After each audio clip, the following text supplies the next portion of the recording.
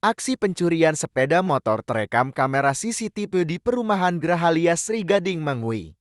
Dalam video yang dibagikan oleh akun info dan pasar terkini.id, pencurian sepeda motor itu dilakukan oleh dua orang pemuda. Pelaku memiliki peran masing-masing. Dalam rekaman CCTV, terlihat seorang pemuda dengan celana panjang dan baju kaos keluar dari pintu pagar perumahan tersebut. Diduga pelaku pertama berperan untuk memantau situasi di luar. Sementara itu, tak berselang lama pelaku pertama keluar.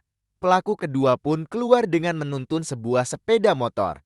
Sepeda motor Honda Beat berwarna biru itu dituntun melewati pintu pagar pada waktu dini hari.